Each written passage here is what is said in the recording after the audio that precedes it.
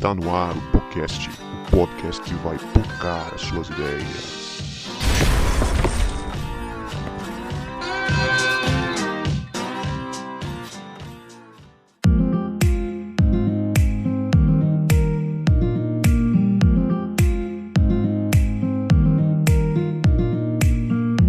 Para você que achava que a gente não voltava, a gente voltou. E este é o podcast que vai pocar as suas ideias. Meu nome é Guto e hoje eu estou aqui com um convidado direto do Rio de Janeiro. Eu estou aqui com o Ronan. Bem-vindo, Ronan. Muito bom ter você aqui com a gente no podcast. Se quiser dar um salve aí para os nossos ouvintes, fique à vontade. Fala, galera. Boa noite para vocês. Boa noite, foi ótimo. Bom dia, boa tarde, boa noite. Bom dia, boa tarde, boa noite para todo mundo que está ouvindo a gente. A alegria estar aqui com vocês e vamos lá conversar. Massa demais. Hoje eu tô aqui, só tem eu da equipe do podcast, mas muito bem acompanhado do Ronan, que é pastor de jovens lá na Igreja Batista do Parque Alian. Falei certo, Ronan? Falou certinho. Ele também é pai da Alice e é casado com a Natane, e ele também é mestre em teologia sistemática pastoral. Ronan produziu aí uma tese muito interessante que tem a ver com o tema que nós vamos falar hoje. Nós vamos falar sobre racismo. Vamos trocar uma ideia aqui, ver se de fato existe racismo na igreja brasileira. E fica aí com a gente que tem muita coisa boa, muita coisa interessante que vai sair desse bate-papo aqui. Mas antes, vamos no momento de salves e recados.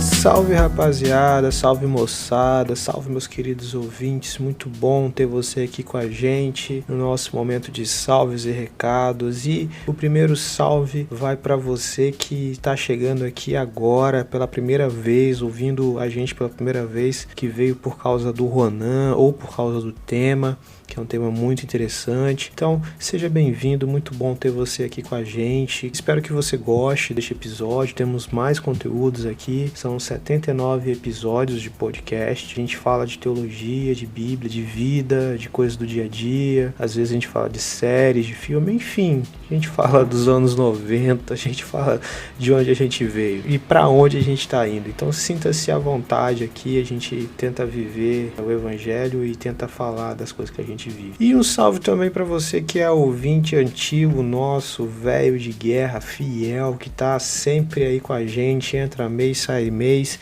ouvindo a gente é muito grato por você, e sem você este trabalho não existiria. E tem muita gente que ouve a gente não conhece ainda, né? Então eu quero fazer um pedido para você, se você tá dentro desse time de gente que tá ouvindo sempre a gente, manda um salve pra gente lá no Instagram, comenta alguma coisa, fala: oi, eu sou um desses ouvintes aí que ouve sempre vocês, ou manda lá um direct pra gente, que a gente vai ficar muito feliz em te conhecer. E o recadinho que eu trago para você é que se você ainda não segue a gente no Instagram, vai lá e segue. Procura lá no buscador por podcast.pocando suas ideias. Podcast.pocando suas ideias. Assim que se escreve o nome do nosso podcast. E se você ainda não segue no YouTube, vai lá, se inscreve no canal, dá uma moral pra gente. O YouTube é uma ferramenta que a gente está postando também, os episódios lá também, para quem não tem familiaridade com os streams de podcast. Então fica aí com o episódio que está massa demais.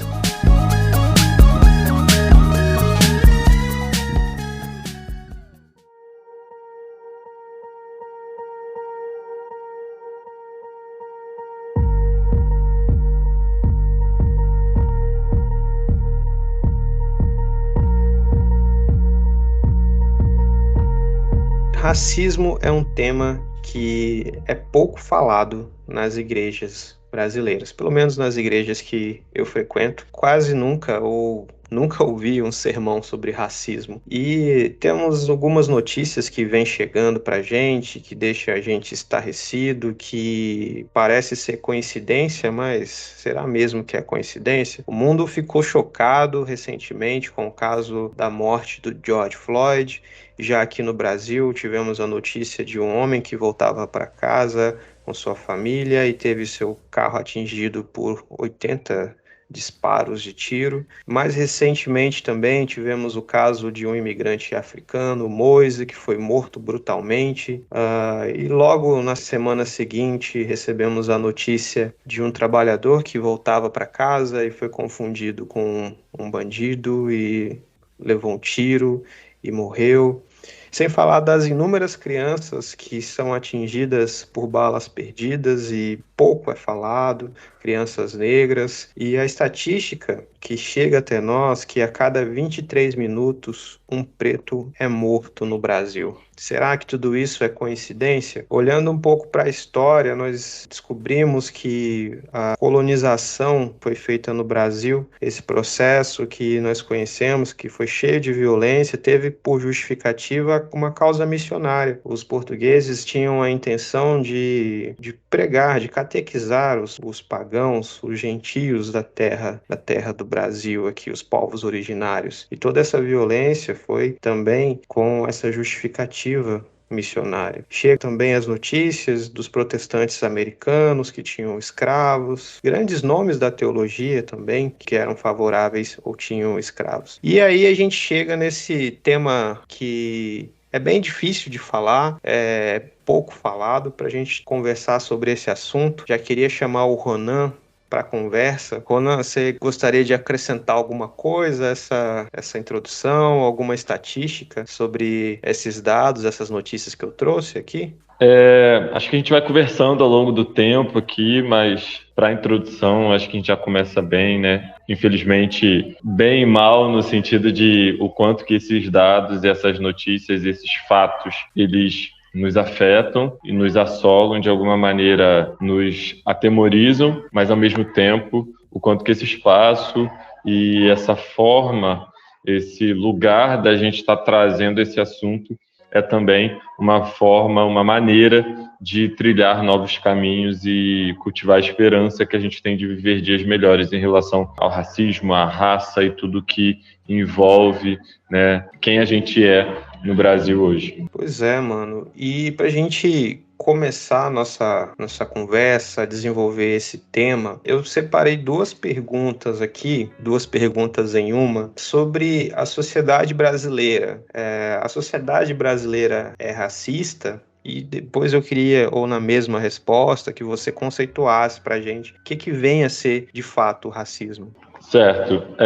Eu acho que quando a gente fala da sociedade brasileira ser racista, a gente ainda tem muita gente nessa negação, né, nesse lugar de negar esse racismo no Brasil, mas quando a gente começa a entender o conceito do que é racismo e entender como as coisas funcionam no nosso país, a gente vai concluindo que a sociedade brasileira ela é racista por alguns motivos, né? Então, pensando aí no nosso processo histórico, de como tudo aconteceu, como é o processo de formação do nosso povo. Se a gente olhar lá para os nossos povos originários, como você falou, e olhar como que as pessoas brancas chegaram, né, os europeus chegaram aqui para o nosso território, né, a partir desse contato que eles tiveram com os indígenas, e alguns anos depois, os negros, né, pessoas de África chegando aqui nesse território, não necessariamente com essa nomenclatura negro, né, mas chegando sim como povos de África, povos que vieram de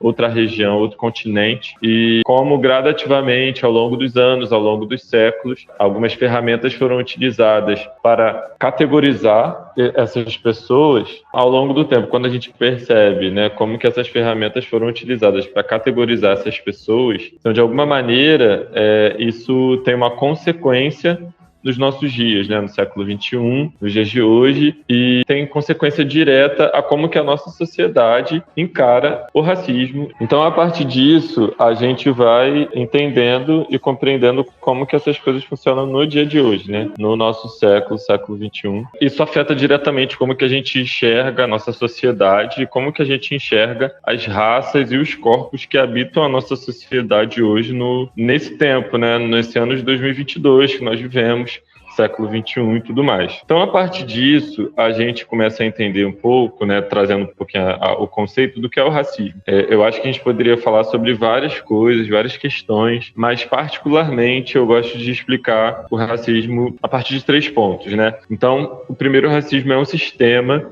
E aí é interessante que Silvio Almeida traz que o racismo é uma forma sistêmica de discriminação que tem raça como fundamento e que se manifesta por meio de práticas conscientes ou inconscientes que culminam em desvantagens ou privilégios para indivíduos, a depender do grupo racial ao qual pertence. E aí, pegando esse iniciozinho, se é uma forma sistêmica, ou seja, se ele é um sistema, ele é a forma como...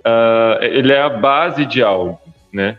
E aí Silvio vai falar um pouco sobre esse racismo estrutural, e ele vai discorrendo ao longo do seu livro. E além disso, né, se você tem a base de algo, que algo é esse? A nossa sociedade. Então tudo aquilo que vai ser construído em cima dessa base vai ser afetado por essa base. Então, as instituições que nós temos, olhando para o racismo institucional, elas vão ser solidificadas, elas vão ser construídas a partir dessa base que é racista, que é esse sistema que traz essas desvantagens ou privilégios a partir da raça, né, a partir dos indivíduos que vão ser afetados por essa sociedade, por essa base, etc. Então, eu acho que o racismo é um sistema, a gente precisa entender isso de primeiro. O racismo, ele também pode ser visto como o preconceito em relação à ascendência étnica combinado numa ação discriminatória, que é o que Bittencourt fala, é um autor, historiador, que fala, tem um livro chamado Racismos, ele lançou no meio da pandemia, e é bem interessante porque ele traz ali o conceito de racismo desde o século XII, século XIII, tudo como foi construído, né? Porque o racismo ele começa a partir, sendo categorizado dessa maneira, a partir do que os povos judeus sofrem, né? Do que os judeus sofrem ali na Europa, e eles são tratados como lixo, né? Lixo humano mesmo, e como que isso vai categorizando um grupo étnico, uma sociedade de ser descartável e de ser descartada por uma outra sociedade, e aí cada sociedade vai reproduzir isso de uma maneira a partir do seu processo histórico. Então, o racismo é um sistema. O racismo tem essa ação, né? Então é importante a gente pensar que o racismo é uma ação. O que difere o racismo do preconceito e da discriminação? O preconceito, você pode manter ele muito na sua mente. Então, enquanto a gente está conversando aqui, você pode estar pensando em alguns preconceitos que você não vai botar para fora, que você não vai verbalizar. Mas aí vem a segunda coisa, né? A discriminação. A partir do momento que eu tenho esse preconceito na minha mente, eu separo, né? Eu discrimino, eu destaco aquela pessoa, ou aquele lugar, ou aquele grupo, a partir do preconceito que eu tenho. E o racismo, ele vai ser essa discriminação, essa ação discriminatória, essa ação de separar, a partir do contexto e do conceito de raça. A raça tem 1001 formas de se ler raça no mundo, mas pensando no nosso contexto aqui, a raça nada mais é do que esse grupo étnico, esse grupo de pessoas que vão ser identificados não somente pelos seus traços biológicos, pelos seus fenótipos, mas também pela sua cultura, pela forma que agem, pelo seu processo histórico de habitar o determinado lugar que estão habitando. Então, isso tudo influencia no que é raça, né? Uma coisa pouco falada também. Às vezes as pessoas acham que raça tem a ver com a cor, mas não é somente por isso, né? Raça é todo um conglomerado de coisas que são culturais e afetam diretamente. Então, já falei 2 coisas, né? Resumindo, né? Resgatando, aliás. Racismo é um sistema, racismo é uma ação ou um conjunto de ações. Racismo é pecado. A gente indo para esse espectro religioso, né, cristão, a gente precisa entender o quanto que o racismo é um pecado, porque ele afeta diretamente na dignidade humana e naquilo que é falado lá em Gênesis, quando Deus ele nos cria segundo a sua imagem e semelhança. Nós entendemos que ele cria todas as pessoas dessa maneira. E ao longo do tempo, os processos racistas que foram acontecendo com diversos povos, com negros e indígenas aqui no Brasil, com os Dalits na Índia, com os asiáticos, né, os povos ali do Oriente Médio, em inúmeros países, com os refugiados nos países europeus, tudo, a forma como isso acontece, que às vezes a gente acha que é somente xenofobia, mas tem o racismo ali também nesse lance dos refugiados. Então, tudo isso a gente precisa entender que afeta diretamente essa imagem e semelhança do qual o Senhor nos criou.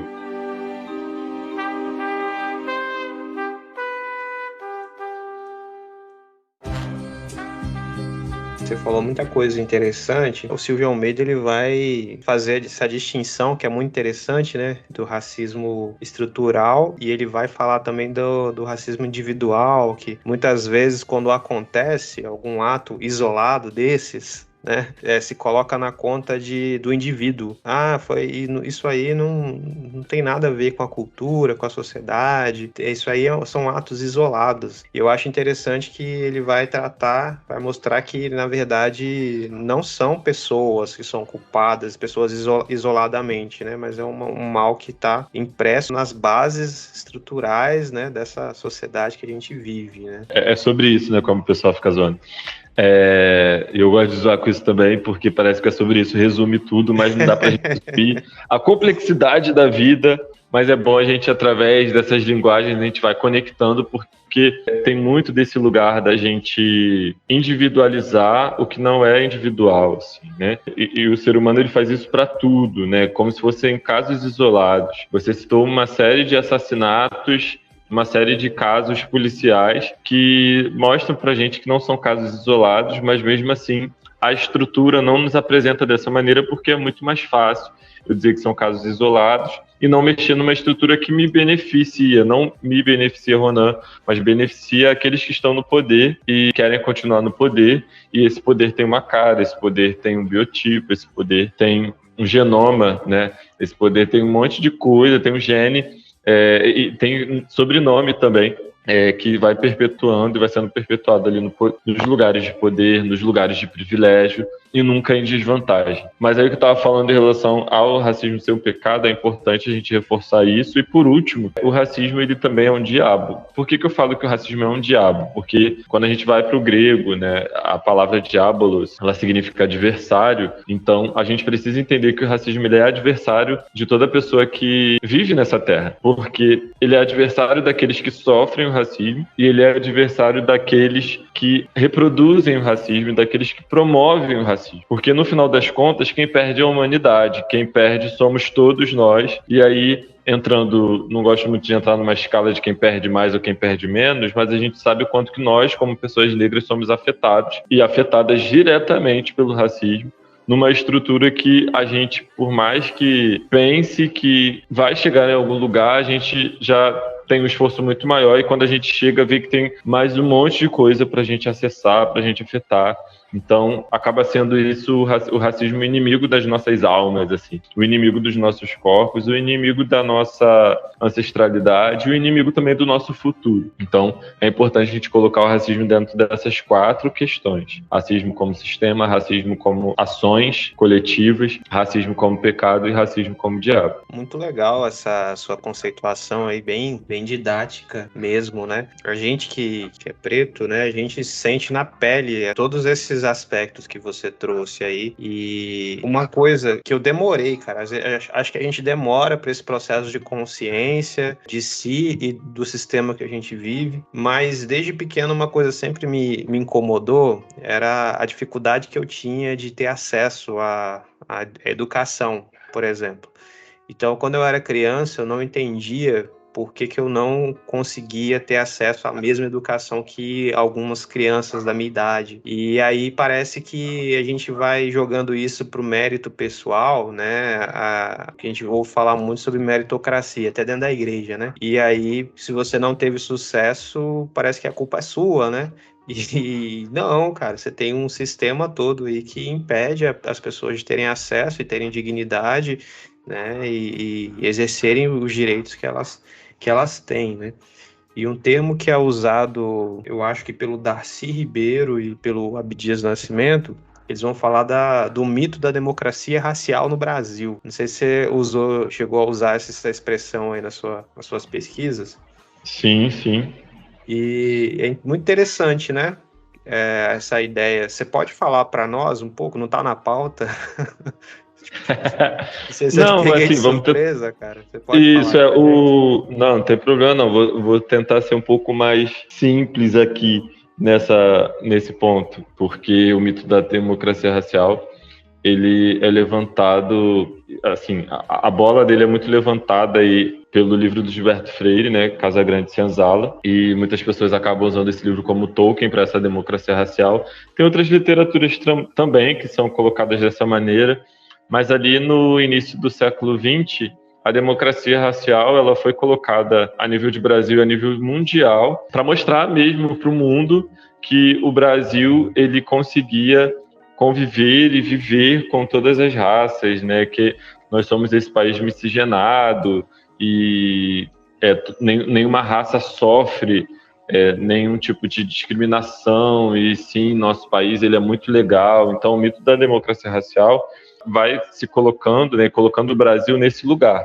onde nós somos esse processo, esse país, esse povo que convive muito bem, né, pós-abolição, com todo mundo, assim, né? Então, aqueles que eram descendentes de escravos, que são descendentes de escravos, convivem muito bem com aqueles que são descendentes da Casa Grande, e tudo consegue ali se conversar, e aí essa miscigenação que a gente vê é uma miscigenação que, vendida, né, nesse mito, né, é uma miscigenação positiva, porque o nosso povo tem muita cor, o nosso povo tem muito para oferecer, quando na verdade a gente sabe que essa miscigenação na pele, ela foi feita a partir de estupros, né, de mulheres negras, e de uma tentativa também eugenista de apagar os corpos negros do Brasil, porque entendia-se que a partir do momento que haveria essa mistura de raças, botando aspas aqui, né, porque mistura de raças parece que a gente está fazendo um bolo e que do bolo vai nascer alguém. Mas é bizarro isso, mas enfim. Então, a partir dessa mistura, entre aspas, de raças, que os genes, né, o genótipo desse povo branco, dessas pessoas brancas, seria mais forte do que o das pessoas negras e, consequentemente, as pessoas negras sumiriam da face da terra, né? O que não está acontecendo, pelo contrário, hoje a gente tem, sim, essa paleta de cores, de peles no Brasil, mas a gente entende que mais de 56% da nossa sociedade, da nossa população, são pessoas pretas ou pardas, se caracterizando como pessoas negras, isso de acordo com o IBGE. E é bizarro, cara, que quando você vai estudar a história desse processo no Brasil, né, esse processo racista, o processo da constituição do povo brasileiro é um processo racista, e tem um livrinho que eu li ano passado, que o título dele é muito pesado, não sei se você já leu esse livro, O Genocídio Negro Brasileiro. E não sei se você já leu esse livro, cara, O Genocídio do Negro Brasileiro, do Abdias Nascimento. É do Abdias, né? Eu não li o livro todo, mas eu peguei alguns pedaços, né, para poder acessar aí nessa minha pesquisa, e realmente Abdias é outro nível. Pesadíssimo, assim, cara, pesadíssimo, porque ele vai falar nesse livro desse processo, como esse processo foi intencional, de documentações que dizem assim, de intelectuais dizendo, em 100 anos a gente vai branquear o Brasil e não vão existir mais negros. É bizarro, né? E documentações disso. E fora as leis que ele vai listar, as leis racistas, né? Que desde que da abolição de não poder mais entrar negros no Brasil, e todo o processo que vai tirando os negros desse local de decisão, tornando eles sempre como um passageiro desse processo, né, que vai deixando eles de lado. Então fica a sugestão de leitura para o ouvinte. Não é uma leitura agradável. Você lê História do Brasil, eu não recomendo. Se você nem um pouco, tipo assim, bebe uma aguinha do lado. E aí eu acho, Guto, é bom você falar isso, porque tem uma coisa muito importante nisso, que é a gente cuidar da nossa saúde quando a gente vai descobrindo e a gente vai se aprofundando nessas questões, porque como é muita informação que a gente vai tendo contato, chega uma hora que a gente tem que parar um pouco, respirar, processar, porque senão a gente pira e a gente quer, meu Deus, eu não quero nunca mais sair daqui, tô prostrado, porque nunca vai ter solução, a gente está muito ferrado, ou então eu quero mudar o mundo agora, né? Então acho que é importante a gente ler, mastigar, orar, processar e entender como que essas coisas vão fazer sentido na nossa trajetória daqui para frente. É massa você falar isso, é que eu tô vivendo esse processo, cara, de conhecimento mesmo do que foi feito no nosso país. E, cara, eu sou crente. E como eu sou crente, sou um discípulo de Jesus, eu não posso ficar guardando raiva no meu coração, né? Eu acredito que a mudança de tudo não vai ser na base de uma revolução armada, né? Eu creio no poder de Deus, no poder transformador de Deus, né? Que o reino dele não é desse mundo, sabe? E aí a gente tem que administrar o nosso coração, porque tem muita coisa revoltante, cara. Muita coisa revoltante. E é interessante a gente fazer esse processo de conhecimento do que aconteceu, também no contexto de uma comunidade de irmãos que vão te auxiliar, que vão orar por você, né, que vão entender o que você está passando, para você não passar por revoltado, enfim, né? É muito interessante viver esse processo de conhecimento do que é o Brasil, né? Que a gente tem esse mito da democracia racial, que somos todos felizes e tratados da mesma forma. Mas é interessante você viver esse processo nesse contexto, de um ambiente sadio, né, de gente que vai te auxiliar e orar por você. Orem por mim, gente. Estou estudando História do Brasil, orem por mim. Orem mesmo, por favor.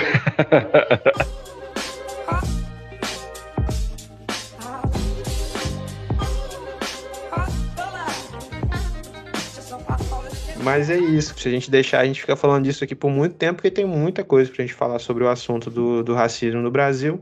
Só que uma das razões da gente estar aqui não é só falar da sociedade brasileira, a gente também precisa falar da igreja, né?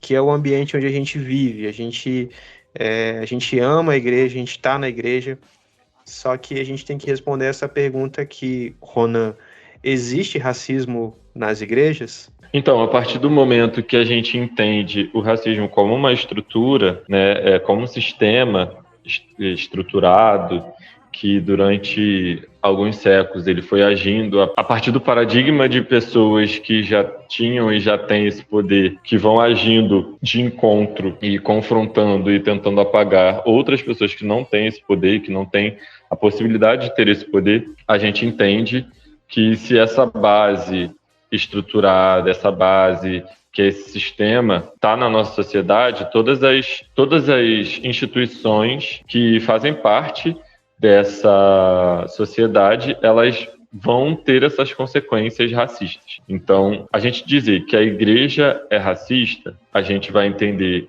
que o racismo está na igreja, a gente vai entender duas coisas diferentes. Primeiro, a igreja é racista, a gente precisa entender que igreja é essa, se é a igreja corpo, se é a igreja templo, se é a igreja estrutura, né? A igreja sistema, se é a igreja instituição.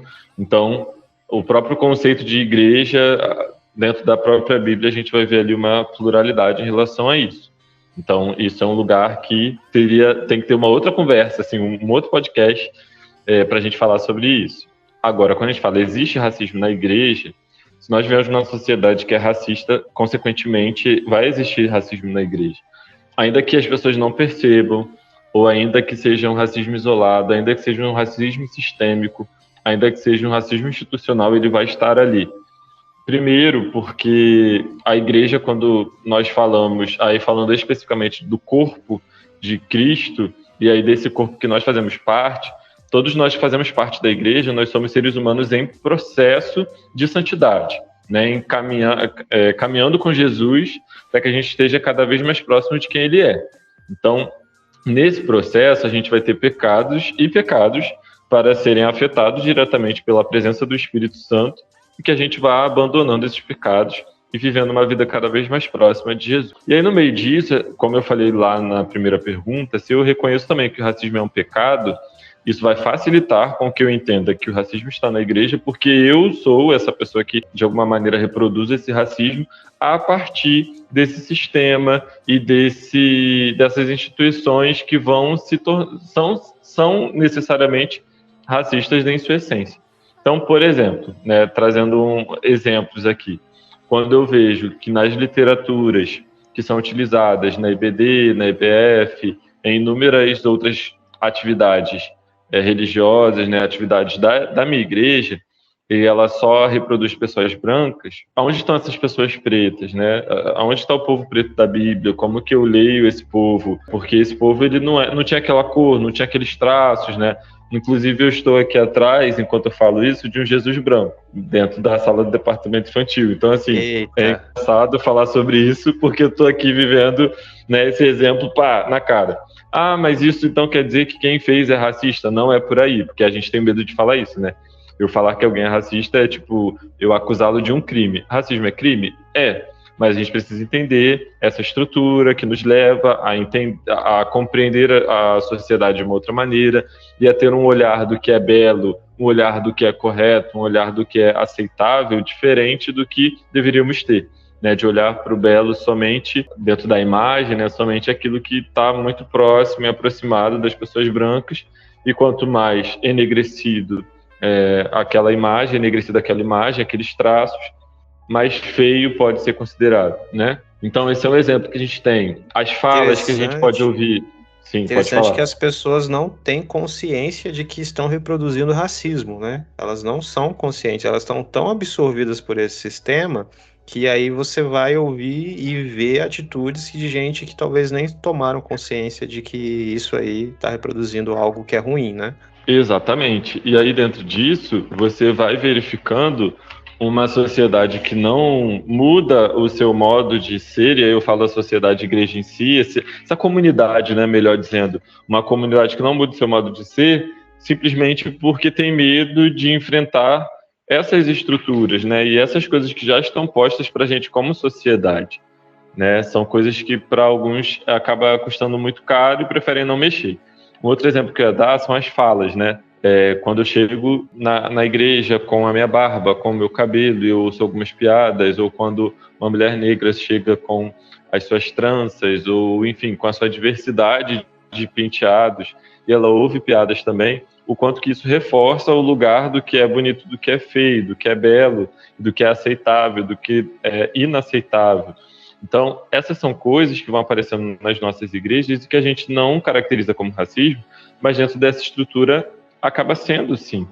E aí falando da maneira estrutural, mas tem sim a questão direta, né, das pessoas realmente agirem com o racismo direto, assim, para as pessoas, né, o individual, que é falado ali por Silvio Almeida, né, pessoas que são atacadas, pessoas que ouvem, né, estruturas, eu não vou ser batizado por aquela pessoa, por ele ser um pastor negro, é ele que é o pastor, mas é ela que é a pastora, ou então, ela que é minha líder, né, aquela questão mais direta que pode acontecer, que acontece, e que isso acaba sendo mais fácil de ser visto como racismo, mas as pessoas também não vão assumir, porque nem na nossa sociedade civil, dependendo de quem for falar sobre isso, vai ser lido como racismo. Então, a gente tem um processo da identificação do que é racismo, porque quando eu identifico o que é racismo, consequentemente, eu identifico o racista, eu identifico a racista. E isso vai afetar diretamente a pessoa, e ninguém quer ser lido como uma pessoa criminosa, como uma pessoa que faz qualquer coisa que vai afetar o outro, mesmo que ela saiba que ela está afetando, que ela saiba que ela está sendo racista. Então, é um processo muito difícil, mas um processo que a gente não pode abrir mão. Mas eu acho que a gente já virou uma chave e que cada vez mais a gente vai falar sobre isso, a gente vai afetar isso, e a gente não vai mais engolir a seco algumas coisas que a gente aceitava. Né? Pois é, e você acha que por que ainda é tão presente? Plano século XXI, você vai ouvir piadinha sobre o seu cabelo, por exemplo, o meu cabelo eu não sabia que incomodava tanto até eu cortar, né? O pessoal era até mais discreto, até 2 semanas atrás eu tava com o cabelo bem grande, meu cabelo é bem crespo, grande, tava altão, e as pessoas eu só senti os olhares, né? Mas depois eu cortei, porque tava me dando muito trabalho, cortei baixinho, raspei. E aí, cara, eu ouvi muito comentário maldoso, até maldoso, que me deixou desconfortável e tal. E aí a gente começa a sentir na pele. Mas você acha que isso acontece por quê? Por falta de de informação, o povo não entendeu. A gente tem uma série de personagens na Bíblia que são africanos. O que falta para o povo virar essa chave de fato mesmo? Guto, eu acho que falta letramento racial. E aí, quando a gente fala de letramento racial, é o entendimento das nossas raízes, de como foi esse processo, do que é ser negro, do que é ser negra. A partir desse letramento racial, a gente vai afetar todas as outras áreas, assim, né? Entender o quanto que pra gente deixar o cabelo crescer e usar o nosso cabelo de maneira natural não é simplesmente uma questão estética, é uma questão muito mais profunda, é uma questão de demonstrar a nossa ancestralidade, se religar e se reconectar também com isso, entender que, e aí falando da questão espiritual à luz daquilo que somos, né, cristãos, entender que é olhar para quem nós somos, olhar para as minhas características e dizer que isso é bom, porque para mim até pouco tempo não era bom, para mim até pouco tempo era incômodo, né? E falaram quando, não, você é bonito, então, mas é legal.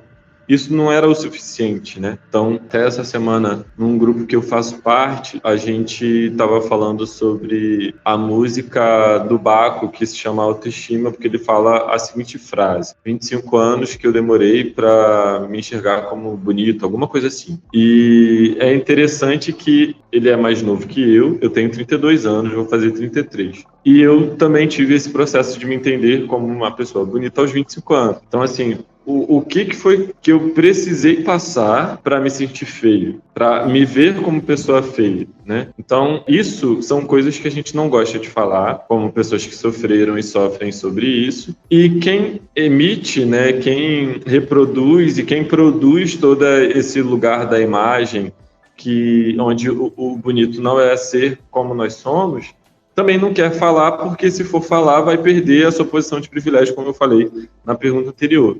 Então, eu acho que falta esse letramento racial de primeira para afetar todas as outras áreas.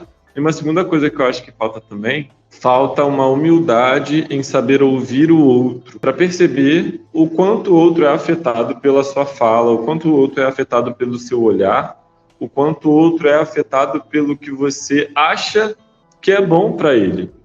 Porque eu posso achar o que é bom para você, eu posso achar o que é bom para minha filha, eu posso achar o que é bom para minha esposa, eu posso achar o que é bom para os adolescentes e para os jovens da minha igreja. Mas cada uma dessas pessoas vai entender e tem anseios próprios e tem questões próprias que eu só vou saber se eu ouvir. E eu acho que a paternidade me traz muito esse aprendizado, porque quando eu ouço, às vezes a Alice, ela tem 1 ano e 8 meses, vai fazer 1 ano e 9 meses daqui a 2 semanas. Às vezes ela está com alguma angústia e ela está chorando, mas ela não sabe traduzir. E aí não basta eu simplesmente querer resolver para ela parar de chorar. Eu preciso primeiro acolhê-la, preciso ouvi-la e, de alguma maneira, tentar entender o que ela está falando. Aí a gente começa a perguntar, está doendo aqui, está doendo ali? Aonde que está doendo? Tem alguma coisa doendo? O que você está sentindo? Para que ela comece, a partir da sua linguagem, falar o que está incomodando ela, e aí assim eu vou conseguir identificar. Não, pode ser isso, pode ser aquilo, mas eu preciso ouvi-la, eu preciso me comunicar com ela e fazer com que ela emita essa comunicação para mim. Eu não posso simplesmente só ser o emissor, eu preciso ser o receptor dessa comunicação também. Então, acho que falta muito isso. Falando especificamente da igreja, nós como cristãos, a gente está muito acostumado a ser o dono da razão, porque o nosso país ele é 88% cristão, entre católicos e protestantes. A gente já está em mais de 30% de pessoas evangélicas no Brasil. Dentro desse bolo aí que a gente fala de cristãos, nós somos aí um terço, quase um terço, né, um pouco mais. Então, é muito louco como a gente percebe, aliás, como a gente não percebe que a gente age como dono da razão em todas as esferas da nossa vida. Então, que tal a gente se calar um pouco? Que tal a gente se fechar um pouquinho a nossa boca e abrir mais os nossos ouvidos para que a gente possa entender a dor do outro? Mesmo que para você, né, a pessoa que está ouvindo, que talvez esteja lembrando de uma situação que possa falar, mas talvez essa pessoa esteja exagerando. Mas será que você ouviu a real dor dela e soube acolher essa dor para depois você criar esse juízo de valor se ela está exagerando ou não? E ainda que para você seja um exagero, para aquela pessoa não é. Eu acho que é muito importante a gente saber ouvir, e saber acolher a dor das outras pessoas, não somente nessa questão racial, mas em todas as questões, porque se a gente ouve mais as pessoas, a gente vai conseguir resolver melhor aquele problema. E às vezes você não tem o que resolver, simplesmente você vai saber acolher, e aí usando a nossa prática devocional, a nossa prática de vivência mesmo cristã, de orar, de interceder por aquela pessoa e de buscar não fazer coisas e nem falar coisas que são inteiramente nocivas e degradantes para aquela pessoa. Porque se eu amo o meu próximo como eu amo a mim mesmo, ou se eu devo amar o meu próximo como eu devo amar a mim mesmo, eu vou fazer o melhor para que ele se sinta bem. E eu vou criar esse ambiente. Então, acho que criar esse ambiente vai ser a partir desses dois movimentos, o letramento racial e a gente saber ouvir mais.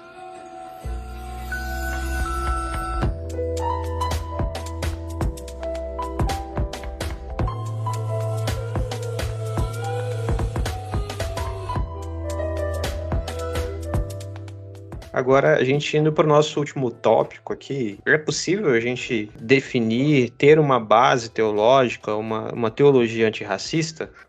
Existem textos bíblicos, a Bíblia dá esse direcionamento para a gente?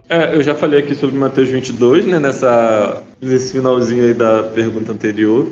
Então eu acho que quando a gente fala sobre esse amor de Deus por nós e desse amar o próximo como a nós mesmos, vai ser uma teologia antirracista, porque se eu amo o outro, eu quero que ele realmente viva em plenitude em todas as áreas da sua vida, inclusive na questão de como ele se identifica, de quem ele é, né? Não somente como ele se identifica, mas de quem ele é, das suas características, dos seus traços físicos, dos seus traços emocionais, etc. Então, acho que tem esse ponto, eu tenho usado muito, né, para falar sobre essa questão, a parábola do bom samaritano, porque a gente vê ali Samaria, se naquele momento houvesse uma racialização daquela sociedade, Samaria seria um grupo, né, étnico que sofreria esse racismo por parte dos judeus, porque eles foram a escória, foram considerados a escória e se tornaram inteiramente inimigos a partir de uma decisão que acontece ali no retorno do exílio e no processo, mas lá atrás, já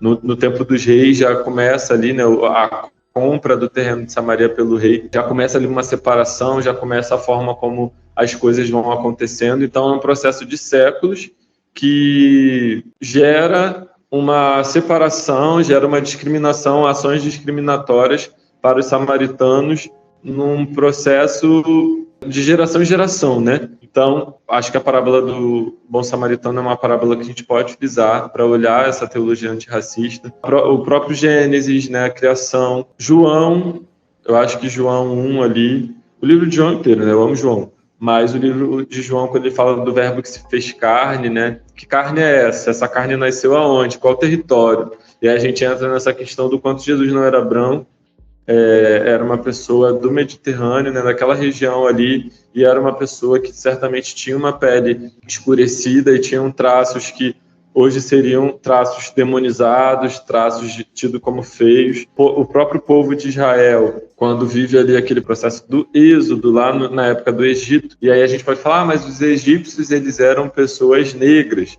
mas aí a gente entra na questão de racializar aquela situação a partir do opressor, né, do oprimido, né, aquele processo ali, né, uma raça inteira, né, um povo inteiro sendo realmente escravizado, como esse processo de libertação é inspirador, inclusive o processo do êxodo, assim como o processo da ressurreição, são colocados como bases de uma teologia negra, né, que é uma teologia que ainda é muito inaceitável no Brasil, mas de 2020 para cá, muitas pessoas conheceram melhor, muitas pessoas tiveram acesso a essa teologia negra, que é uma teologia também antirracista, mas toda teologia que se propõe a olhar para o corpo que sofre, a olhar para o corpo que é oprimido, a olhar para o corpo que está subalternizado na nossa sociedade, ela vai ser uma teologia antirracista a partir do momento que ela entenda os diversos marcadores sociais de um mesmo corpo, né? Eu não posso olhar para a pessoa negra somente como pessoa negra. Eu preciso olhar qual é o gênero, preciso olhar qual é a sua identidade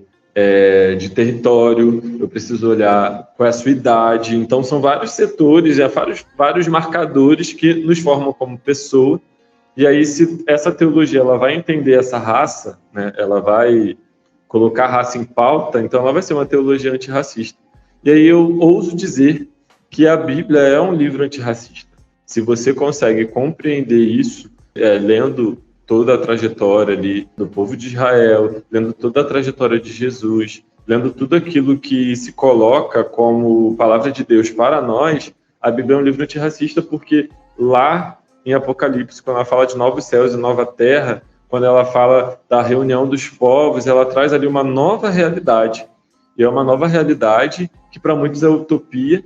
E eu estou inspirado, inclusive hoje, né? Hoje a gente está gravando aqui um dia depois do Lázaro Ramos ter ido no Roda Viva, aquele programa bem conhecido que toda segunda-feira é um convidado.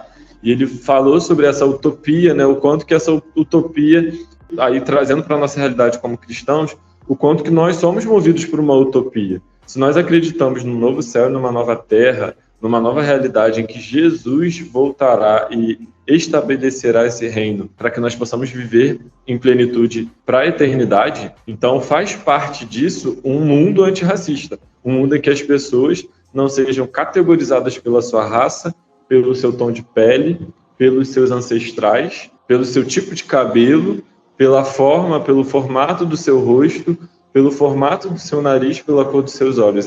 Essas pessoas serão categorizadas simplesmente por serem criaturas de Deus, criaturas divinas que aceitam Ele como único e suficiente Salvador e que querem viver eternamente com essa nova realidade, a partir dessa nova realidade, que é a realidade que é afetada por esse Jesus. Então, é uma teologia que não tem como não ser antirracista, porque ela não olha simplesmente para aquilo que os homens categorizaram, mas sim para aquilo e para quem Deus fez, e consequentemente quem Deus fez é uma centelha daquilo que ele é, né? Então quem Deus fez é quem Deus é também. Então é importante a gente lembrar isso, que nós somos pequenas centelhas e pequenas partículas de quem Deus é. E aí a Bíblia nos dá esse suporte, a Bíblia nos dá esse aporte, e a gente não pode abrir mão disso, a gente não pode deixar mais de falar sobre isso, porque assim as pessoas vão verdadeiramente entender o quanto que Cristo e toda a Trindade são suficientes para que nós possamos viver um mundo antirracista.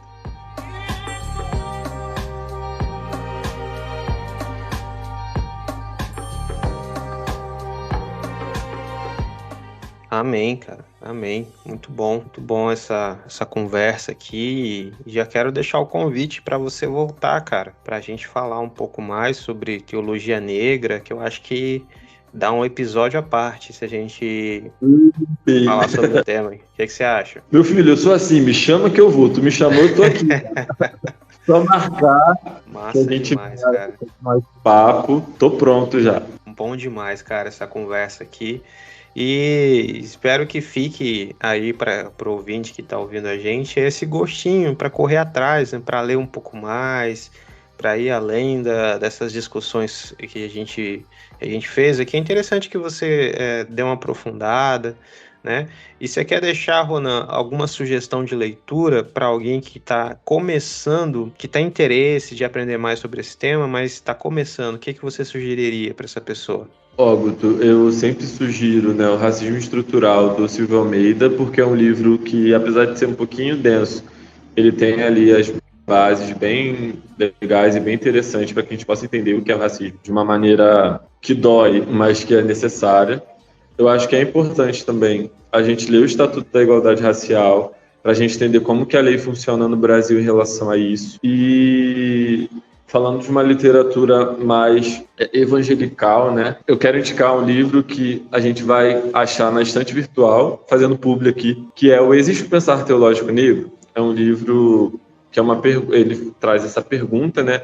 Então são vários artigos de diversos autores e autoras falando sobre esse pensar teológico negro e falando um pouco sobre, de maneira um pouco mais pastoral, como que a gente pode afetar esse racismo que está incutido na nossa sociedade a partir do nosso viver cristão. Então ele trata sobre vários pontos ali bem interessantes. É um livro que é dos anos 90, mas que é super atual. E eu acho que é isso, assim, essas três literaturas assim, que eu indico. Beleza, eu estou aqui procurando o autor. Antônio Aparecido Silva? É ele, Padre Toninho, ele mesmo.